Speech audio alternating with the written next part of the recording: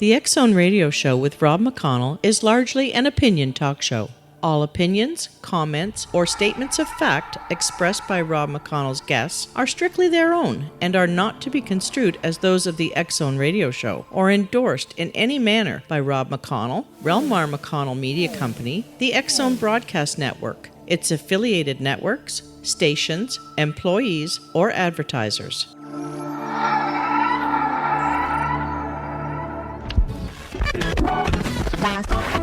All Hit Radio.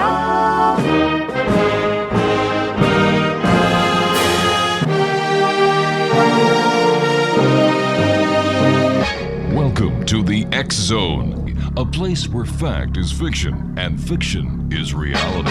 Now, here's your host, Rob McConnell.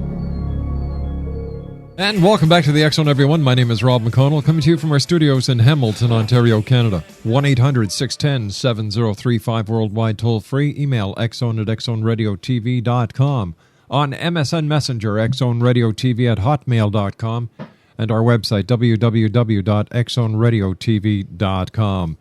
My guest this week, this hour, is a good friend of the X-Zone. We had him on last week. Dr. Patrick Heron is our guest. We're going to be talking about Return of the Antichrist and the New World Order. And Patrick, always great having you back with us here in the X-Zone. You know, this is such an important topic. It takes a lot of time to get the message out there that we just had to have you back on. And I was wondering, Patrick, if you could just give us a recap of what you and I discussed last week. Yeah, well, we got into, Rob, and thank you again for having me back on. We got into my recent book, which is called Return of the Antichrist and the New World Order. And it's a sort of a follow-up, a part two. Many of your listeners may have read my last book, which was quite successful and continues to sell well, called The Nephilim and the Pyramid of the Apocalypse, which was a thesis on the fallen angels of Genesis 6 and my belief that these were the guys who built a lot of the ancient monuments, these enigmas that scattered the ancient world, such as the pyramids of Giza, the Stonehenge in England, Newgrange in Ireland, the Great Pyramids in Mexico, the pyramids of Guatemala, the Nazca Lines in Peru, Angkor Wat in Cambodia, the giant heads, and such things like that. Not to mention the Mayan calendar and all those other buildings by the Mayans and the Mayan calendar, which ends supposedly on the 21st of December in 2012. But my new book takes this to the topic of the fallen angels to the next level, and it's extremely radical. Last week I discussed with you that when the Messiah spoke about the signs of the end of the world and his second coming, he gave a whole list of things to watch out for, of course, which are very topical at the moment, Rob. Sure. You will hear of wars and rumors of wars. Nation shall rise against nation and kingdom against kingdom. And that's ethnos in the Greek, vos ethnos, one tribe against another tribe, which is exactly what's happening in Libya and all these other places, various Arab tribes. He said there'll be an increase in famines, in earthquakes, in diseases, in peculiar weather, in lawlessness, immorality, and all those other things. And of course, the main sign to do with the end times is the fact that the Jews are back in Palestine and Israel again after their almost 2,000-year worldwide scattering. That's the main sign that we're in the end times that very hard to contend with, because every time you switch on the news and you see trouble between the Jews and the Arabs, that is that sign coming to pass. But one of the things the Messiah said in Matthew 24, he said, as it was in the days of Noah, so shall it be. So last week we discussed about the return of these fallen angels to earth once more in the full sight of men. And I have to go back to Genesis 6, and we discussed how the Nephilim were on the earth in those days. According to the book of Enoch, 200 of these gods, if you will, with a small g, right, descended on Mount Hermon in the days of Jared, about 1,000 years prior to the flood of Noah. They were beautiful-looking, supernatural, superhuman beings, irresistible to the women, full of knowledge and wisdom and fascination.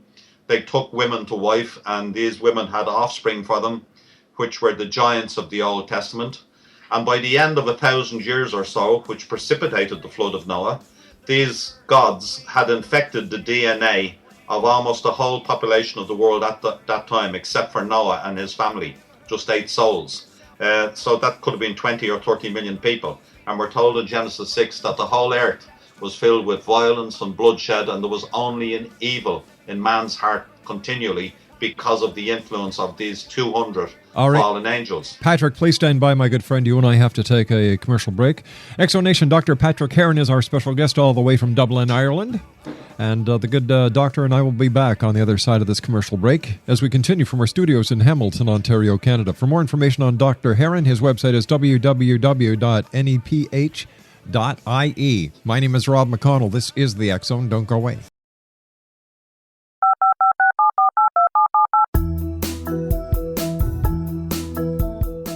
Did you know that when you're on the road with limited data or Wi-Fi, you can still listen to the X-Zone radio show with Rob McConnell, The Science of Magic with Gwilda Wiyaka, X-1, Dimension X, Space Patrol, and every minute of the X-Zone broadcast network by calling 213-401-0080, courtesy of Audio Now.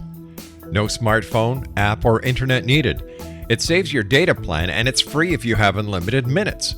Call 213-401-0080 to listen on any phone, anytime, anywhere. Remember 213-401-0080 for the best of the paranormal, parapsychology, and sci-fi radio programming anywhere, 24/7, 365. And welcome back, everyone. Dr. Patrick Heron is my very special guest, a good friend of the X-Zone Nation. His new book, Return of the Antichrist and the New World Order. His website is www.neph.ie. Patrick, we hear about the Book of Revelations, and we hear of the four horsemen. Now, what exactly are the four horsemen? Are they symbols? Do they symbolize earth, wind, fire, and wind? Or are these actual entities that are going to be facing the world as a prelude to the end? Yes, your second submission there is the correct one. They are metaphors, but it's like parables in the Bible. Mm-hmm. All parables have a literal meaning, and in the same way, these four horsemen of the apocalypse have a literal meaning. That when I spoke to you a moment ago about the signs of the end, when the Messiah gave the signs, the first thing he said is, don't let anybody deceive you, for many deceivers will go out in my name saying, I am Christ. Then he said, you'll hear of wars and rumors of wars. Then he talked about an increase in famines and earthquakes and diseases and natural disasters and the like. Right, the Antichrist, when he comes, this man, and by the way, those fallen angels I was talking about that were on the earth prior to the flood, we're told that they're locked up in this subterranean prison, which is called in the Bible the abyss or the bottomless pit, and once in the Epistle of Peter is called Tartarus or Tartarus. And this, of course, ties Tartarus in with the gods of Greek and Roman and Egyptian mythology, where we're told that the gods are imprisoned because they rebelled against Zeus. And again, Greek and Roman mythology fits in with the biblical records, which talks about gods coming down from heaven and taking mortal women to wife, and they produce offspring for them. So the first horse that goes out is the white horse. Now this is the Antichrist, but he's a counterfeit Christ. Anti means in the stead of. It doesn't necessarily mean against. It can mean in the stead of Christ. So when this guy comes, when he arrives on the earth, this man, who's at the moment locked up in a subterranean prison, mm-hmm. the bottomless pit, they're going to be released according to Revelation chapter 9. And these 200 are going to be released onto the earth again. And that's why this fellow is called, he's never called the Antichrist in the book of Revelation. 33 times he's referred to as the beast from the abyss.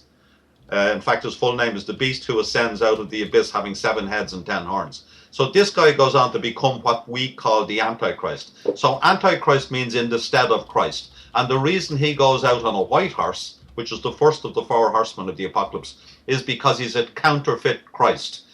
In Revelation 19, we're told that when the Messiah, the true Messiah, comes back at Armageddon, mm-hmm. it says he's coming back riding a white horse. And the armies of heaven are going to be on his shoulder. Those who are called and faithful and chosen, which are the church of God, are coming with him, also on white horses. Okay? So the reason that the Anti goes out on a white horse is because he's a counterfeit Christ. When he shows up, when the apocalypse begins, I believe he's going to say, I am Jesus Christ. He would He may even have holes in his hands. He may change water into wine. And we're told that almost everybody in the world would be astonished when they see the beast from the abyss, because he is able to deceive them with signs, miracles, and wonders, just as the true Messiah did signs, miracles, and wonders when he was on earth. Now, the second horse that comes along is the red horse. The red horse, again, is a metaphor. And we're told in Revelation that this red horse is given a sword whereby he can take away peace from the earth and cause men to kill one another.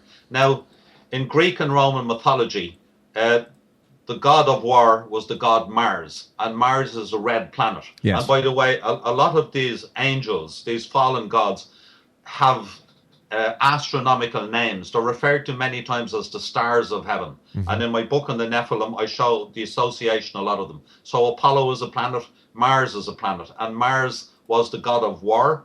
He is the red planet because Mars is a red planet, and he goes out on a red horse to take peace away from the world and to cause men to kill one another.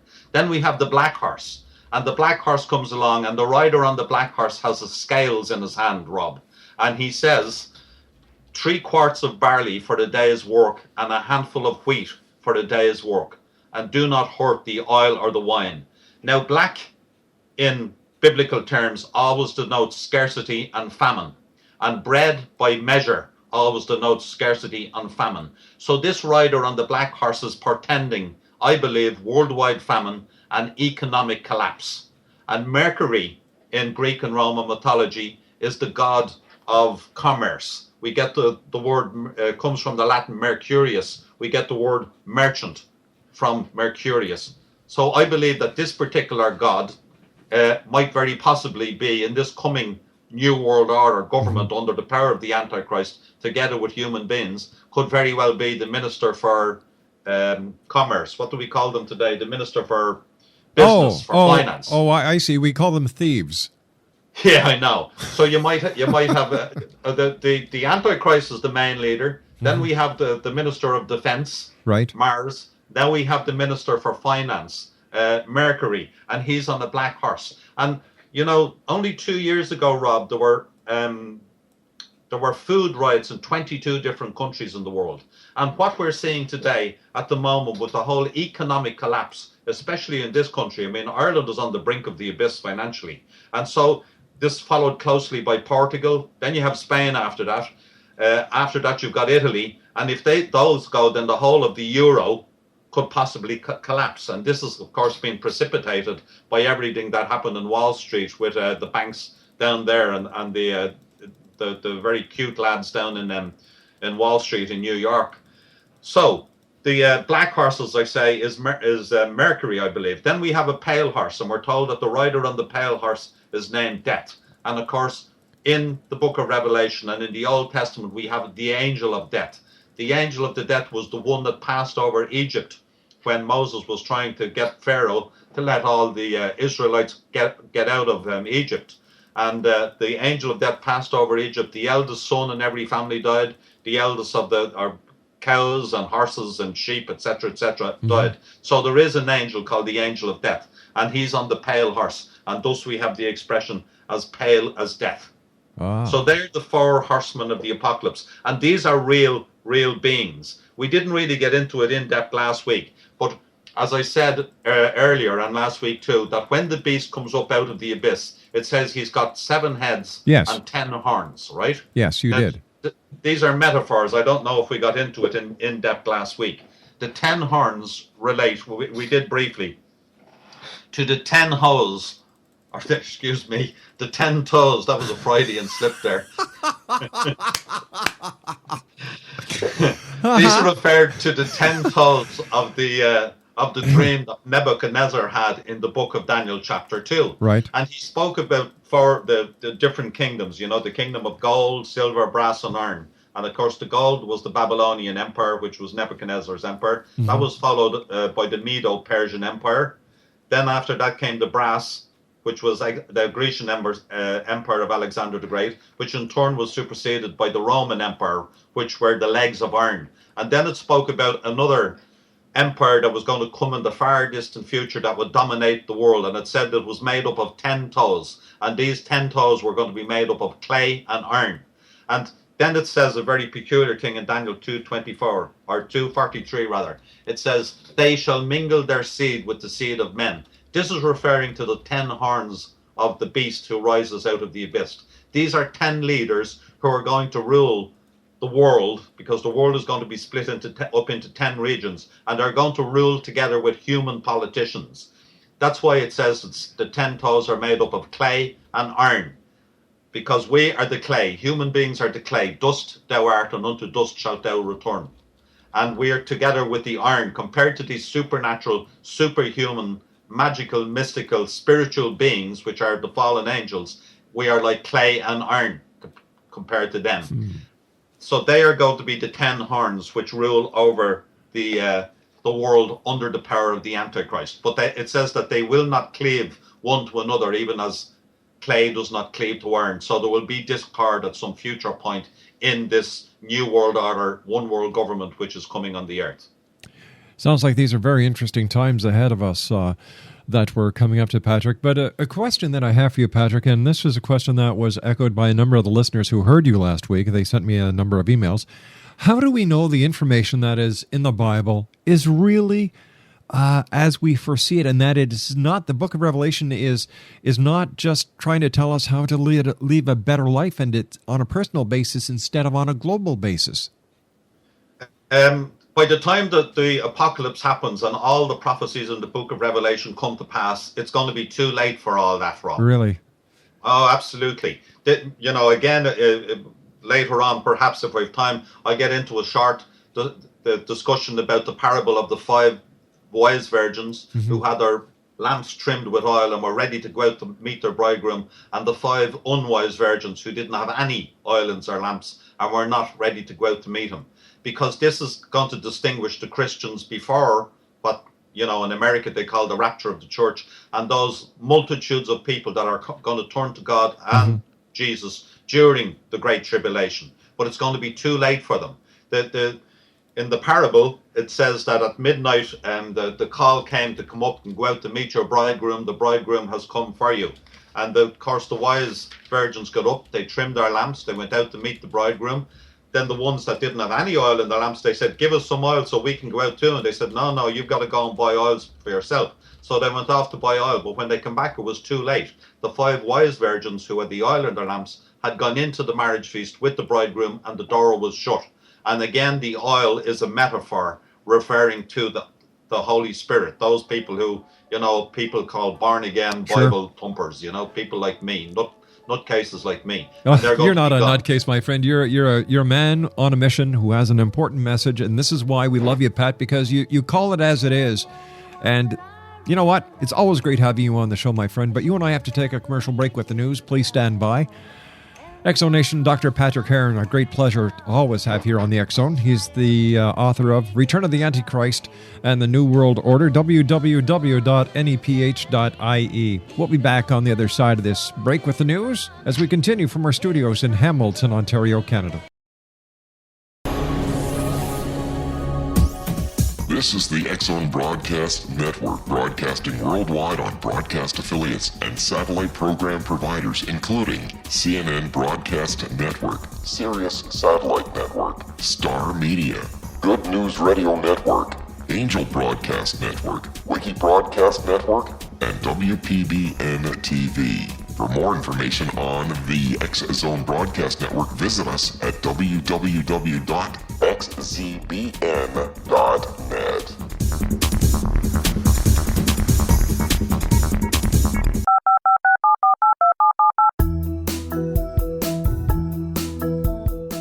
Did you know that when you're on the road with limited data or Wi-Fi, you can still listen to the X-Zone Radio Show with Rob McConnell, The Science of Magic with Gwilda Wiyaka, X-1, Dimension X, Space Patrol, and every minute of the X-Zone Broadcast Network by calling 213-401-0080, courtesy of Audio Now.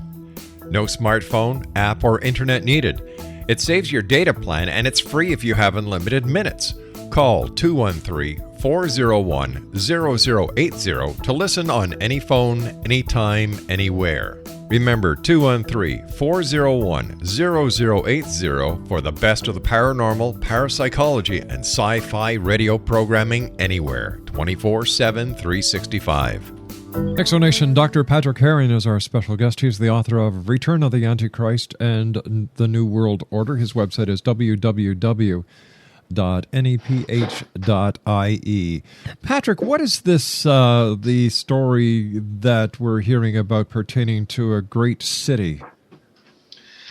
Yes, in Revelations chapter 17 and 18, it speaks about a great city that it is to come, which is going to be very like the headquarters of the Antichrist and his 10 lieutenants and the human politicians. I'll tell you what I'll do, Rob. I'm going to go through the clues that are hidden in Revelation chapter 17 and 18. They're a bit like those cartoons we used to get in comic books when we were kids, when they would show you, for instance, the say a farmyard, yes, a barn and a tractor and stuff, and then they tell you there's 10 chickens hidden in this picture. Oh, you have right. to find them. So you'd see one in the chimney of the barn, you'd see another one in the wheel of the tractor, and another one in the haycock, etc. It's a bit like that with the clues that are hidden in Revelation chapter 17 and 18. So what I'll do is I'm going to go through the clues and give them to you now. Okay. And so you give me a few minutes to do this, and at the end of these clues, I will ask you and pose the question to you as to who do you think or what do you think this city is. Okay, is that sure. Fair enough? That's fair enough. Okay. So this is Revelation 17, and this is what the angel John is writing. It said, so he carried me away, and he's talking about the angel that was with John. So he carried me away in the spirit into the wilderness, and I saw a woman sit upon a scarlet-coloured beast full of the names of blasphemy, having 7 heads and 10 horns. And upon her forehead was a name written, Mystery, Babylon the Great, the mother of prostitutes and abominations of the earth. And she had a golden cup in her hand. And I saw the woman drunken with the blood of the saints and with the blood of the martyrs of Jesus. And when I saw her, I wondered with great astonishment. And then it goes on, the angel says, why are you astonished? I'm now going to explain to you what this vision is. And these are all metaphors, okay? Sure. So, down in the next verse, we actually have 3 clues in here. And it says, he saith, the angel saith to me, to John, he said, the waters which you saw where the whore sits are peoples, multitudes, nations, and tongues. That's clue number 1. And the woman which you saw is that great city which reigns over the kings of the earth. Okay, so the first thing it says, the woman which you saw is a great city. Now, 5 times in Revelation chapter 18, we're told that this is a great city. The woman is a great city. It's not a kingdom. It's not a nation. It's a great city. And it says the waters which you saw where the whore or the woman sits are peoples, multitudes, nations, and tongues. Therefore, what it's saying is that the people that inhabit this great city are multicultural in the population, okay? They're multitudes, nations, tongues, different people.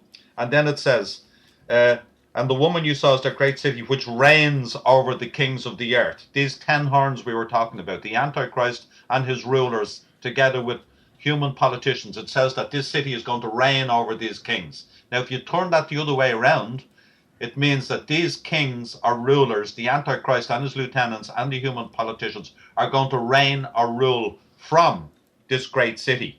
Now, a lot of people say, oh, hold on, this is talking about Babylon. It's talking about the original Babylon out in the middle of Iraq. You know, it's going to be restored to its former glory of thousands of years ago. Mm-hmm. But this is actually rubbish, because in Revelation 11, we're told it talks about Sodom and Egypt, where also our Lord was crucified. Well, we all know that the Messiah was not crucified in Sodom or Egypt. These are metaphors referring to Jerusalem, which will also become a very evil place in this future time. So by the same way, this mystery Babylon is not referring to the old Babylon. Babylon at the moment is a broken down old city in the middle of the desert, and it doesn't figure anywhere on the Richter scale of great cities. So we're talking about a great, powerful city at the moment. Okay, a modern city which is great in power and influence in these, the last days. And then it goes on in Revelation 18 to talk about the demise of this city. And at the end of the book of Revelation, we're told it's going to be burned with fire. Here's another clue. And the 10 horns, these are the rulers, which you saw upon the beast, these shall hate the prostitute, the city, and shall make her desolate and naked, and shall eat her flesh, and burn her with fire. Therefore shall her plagues come in one day, death and mourning.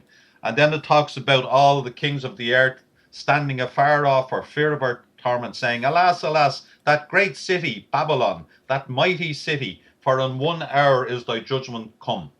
And it says, the merchants, which were made rich by her, that's another clue, shall stand afar off for fear of her torment, weeping and wailing, and cried when they saw the smoke of her burning, saying, What city is like unto this great city? And it goes on, the merchants of the earth, here's another clue coming, another hint, the merchants of the earth are waxed rich through the abundance of her delicacies, and the merchants of the earth shall weep and mourn over her, for no man buys their merchandise anymore. And then it gives a list of the stuff that you can buy in this great city. It says merchandise of gold, silver, precious stones, pearls, fine linen, purple, silk, scarlet, thymine wood, all manner of vessels of ivory, vessels of most precious wood, of brass, iron, marble. And then the merchants of these things, which were made rich by her, shall stand afar off, saying, Alas, alas, that great city, that was clothed in fine linen and purple and scarlet, and decked with gold and precious stones and pearls, for in 1 hour so great riches is come to naught.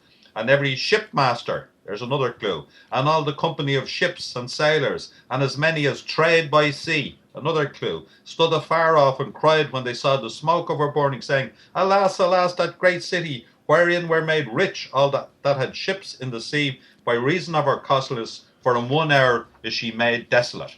So this is a very rich city. You might say that this city is the center of world trade. Right. Then we have in Jeremiah chapter 49 and 50, we've got more prophecies about the same Babylon. Now we know that these are referring to the same time of the apocalypse and to the same city, because it says no less than 8 times in these 2 chapters, it says, it is the time of the Lord's vengeance, and the day of vengeance, and the time of Jacob's trouble. These are all metaphors referring to the apocalypse in the Bible. So here's another clue coming up. And it says, This is the word of the Lord spoke through Jeremiah the prophet concerning Babylon, the city, and the land of the Babylonians. So this is not just talking about the city, but also it's now extended into the whole country. And it says, here's a great clue. Even if Babylon reaches the sky and fortifies her lofty strongholds, I will send destroyers against her, says the Lord. She surrenders, her towers fall, her walls are torn down, since this is the vengeance of the Lord. And it says, Before your eyes I will repay Babylon, the city, and all who live in Babylonia. So now I'm going to summarize those clues for you. All right. Number one clue. The implication is that this great city is a sea trading city with a harbour, because shipmasters and merchants made a lot of money there. 2, everything is for sale that anyone could ever want to buy in this city. Number 3, it is the financial centre for world trade and commerce. Number 4, businessmen have made vast fortunes by trading with this city. 5, this city has a multicultural population drawn from all corners of the globe. 6, this city has high towers and lofty strongholds that reach to the sky. 7, the headquarters of the government of the Antichrist will rule from its headquarters in this wealthy city. 8, this city is described as the mother of prostitutes and has a cup in her hand and sits by many waters. So, I would throw that out to you and your listeners and ask you to give me your idea as to you think which city this might be prophesying of. New York City. It has to be. Yeah. Absolutely. As I said to you earlier, the financial heart and center of all the markets in the whole world is New York City. Let me ask you this question, Pat. Is that why the trade towers were targeted by Islam? I don't know. I don't necessarily think so. But I'll tell you that in this future apocalypse, at the end of it, there's going to be a nuclear strike. I show this in my book because at the end of the book of the Great Tribulation, at the apocalypse, it talks about a huge army from the east numbering 200 million kill about a third of the population of the world in their march westward to this place in northern Israel, which is called the Valley of Megiddo. And it says that they are met there by the Antichrist under the power of a huge military force from the west. And then there's a sort of a Mexican standoff there, and somebody pushes the button. And John wrote in the book of Revelation that he saw flashes of lightning, he heard peals of thunder, rumblings, and what he described as a huge earthquake. And he said all the cities of the nations fell down. Now, John can only describe what he saw in terms of his own vocabulary. Right. He was in his 80s when he wrote this almost 2,000 years ago. So he saw flashes of lightning, similar to the flashes of lightning we saw when we see, the shooting up Iraq and Baghdad like we did, or Libya at the moment. Mm-hmm. He heard rumblings, like the rumblings of explosion as you hear in the distance as the bombs hit. Then he heard loud noises like lightning banging. Well, that's exactly what it's like if you're standing up close to these missiles shooting off. But the key and the clue which tells us that this is a nuclear strike, it says all the cities of the nations fell down. And Rob, there's only one thing that makes all the cities of the nations fall down, and that's a nuclear strike. And the interesting thing is that there's another prophecy about Babylon, which I wasn't going to include because I thought it too far-fetched, which it says, the sea will rise over Babylon, its roaring waves will cover her. And I was thinking, now, how could that be? How could the sea rise over New York City? But then I was getting out of my car one night about 2 o'clock in the morning after having a couple of beers around the corner, and it struck me that if you have 30 or 40,000 nuclear warheads all going off all over the world at roughly the same time, you're talking about mega tsunami. Yeah. Right? And always remember too, when we listen to the politicians, present politicians like the Prime Minister of Britain a year ago, Brown, spoke, he mentioned the New World Order 9 times in a 20-minute speech. George Bush, of course, famously, Senior, spoke about the New World Order. And when these guys talk about their grand plans for this New World Order, they always say that the United Nations is the vehicle whereby they're going to attain this, utopia of a one-world government. And who is it that's attacking Libya at the moment? The United Nations. And where are the headquarters of the United Nations? New York City. That's right. And they often, you'll have the G7, you'll have the G10, the G20. Very often they have meetings in other places, but the main ones, and the most of them, always come back to New York City. We have the United Nations there. We have the General Council's meeting there. We have the financial center of Wall Street there and all the banks. We have the skyscrapers there, and that's why it says their towers reach to the sky. That's exactly where it has to be. And many prophecy writers and authors and teachers say that the United States is not mentioned in prophecy. Well, I'm telling you that it's all over Revelation chapter 17 and 18 and Jeremiah 49 and 50. And when it says not only Babylon is going to get this reward, but also the land of the Babylonians. So all the major cities in the United States are going to be nuked by the end of the book of Revelation, when this whole thing falls apart and all the guacamole hits the fan. And the interesting thing is that they meet in this place called the Valley of Megiddo, Rob.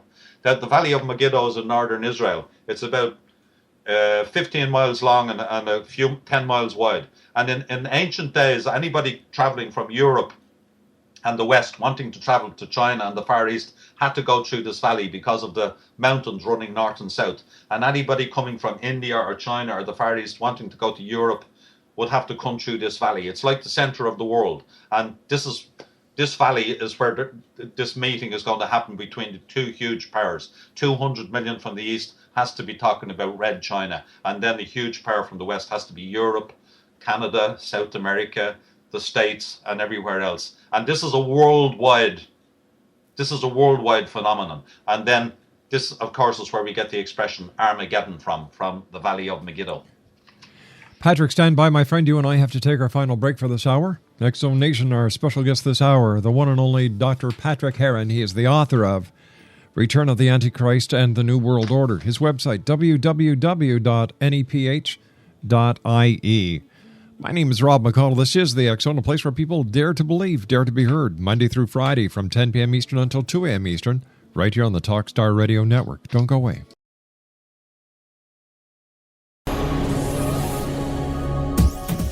This is the X-Zone Broadcast Network, broadcasting worldwide on broadcast affiliates and satellite program providers, including CNN Broadcast Network, Sirius Satellite Network, Star Media, Good News Radio Network, Angel Broadcast Network, Wiki Broadcast Network, and WPBN TV. For more information on the X-Zone Broadcast Network, visit us at www.xzbn.net.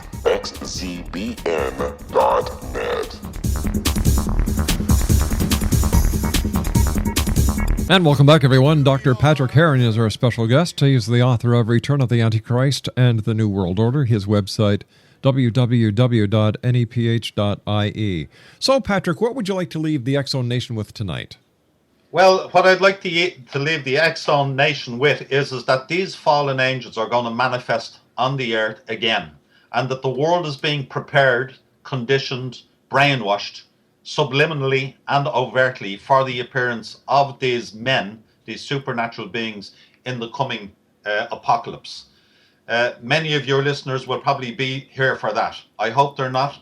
I don't wish it on any of them, because it's going to be a very, very bad time. Literally hell on earth, and you don't want to be caught in this demonic colosseum. And that's why a lot of the things that are happening in the world today, Rob, are conditioning people for this. I think I mentioned briefly last week that when I walked through Heathrow Airport, they had posters of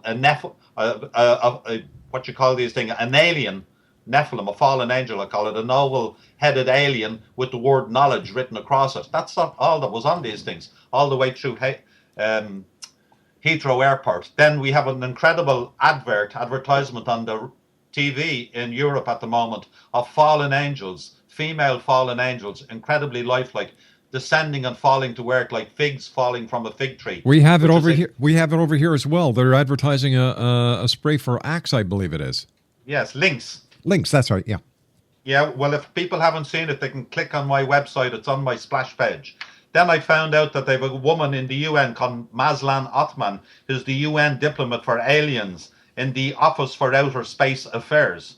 Then I hear there's a guy called the Pope's astronomer. We didn't know the Pope had an astronomer. Dr. Guy Consul Magno says he will baptize the aliens if they want to when they arrive, because these are benign beings made by the same God that we are. We have British school children at the moment are being trained in UF crash drills. Wow. They are actually staging UFOs crashing into schools and then bringing the local bobbies in together with the teachers and the kids and telling them what to do if a UFO crashes in their school.